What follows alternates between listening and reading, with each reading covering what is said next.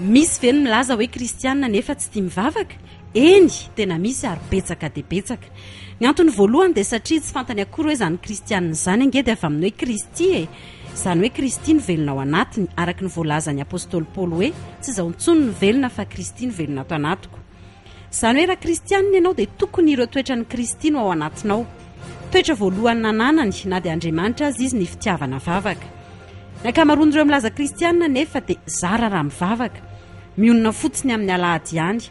Ho an'ny sasany dia miampy ny vavaka fohy sady maimaika intelo mialohan'ny sakafo dia izay. Misy ihany ireo nametraka fahazarana fotsiny hivavaka vao maraina mifoha sy alohan'ny atory, saingy raha jerena ny modelina seho an'i Jesosy dia tsy ampy velively izay. Voasoratra hoe niakatra tao an-tendrombohitra izy mba hivavaka, ary nitokana koa izy mba hivavaka. Tsy izay fotsiny fa voalaza koa fa nakany anefitra izy mba hivavaka. Misy koa aza nandritry ny alina ray manontolo Jesosy dia nivavaka foana. Dia aiza ho aizan'izay hono ireo kristianina milaza ho mpivavaka nefa dia zara raha mivavaka. Tsy andry aza indraindray ny ataperany amen hoe lava loatra izany vavaka izany.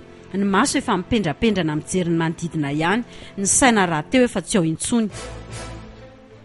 Jesosy nefa dia nilaza mazava hoe tsy mety raha tsy mivavaka mandrakariva ka tsy reraka.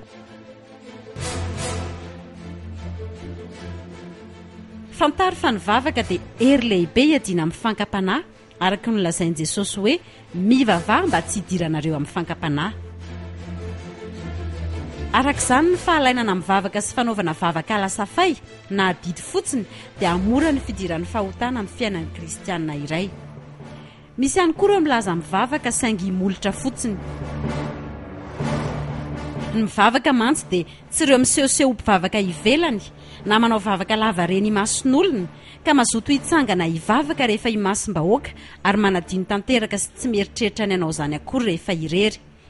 Ny tena mivavaka dia ny mivavaka ao amin'ny mangingina, araka ny voalaza hoe fa ianao kosa raha mivavaka dia midira ao amin'ny efitranonao, ka rehefa voarindrinao ny varavaranao dia mivavaha amin'ny rainao izay ao amin'ny mangingina, ary ny rainao izay ao amin'ny mangingina no hamaly anao. Raha kristianina ianao ka zara raha mivavaka dia mba adinio ihany so kristianina anarany fotsiny. Tsaroa fa hery lehibe ary manova zavatra ihany koa ny vavaka. Ny fiangonana nasoto ny vavaka ho azy no nahatafa voan'ny Petera tao an-trano maizina. Tsy ny vavaky ny mpanota nefa na ny olon-drehetra fa ny fivavaky ny marina no mahery indrindra. Ny mivavaka ihany koa dia fisaorana an'Andriamanitra, fiderana azy. Tsara ny mivavaka ho an'ny tena fa takian'Andriamanitra koa ny vavaka ho an'ny hafa. Eny, ho an'ny firenena azy, satria hoy ny voasoratra hoe koa mananatra voalohany indrindra aho mba atao izay fangatahana fivavahana, fifonana, fisaorana ho an'ny olona rehetra, ho an'ny mpanjaka mba amin'izay rehetra manana fahefana.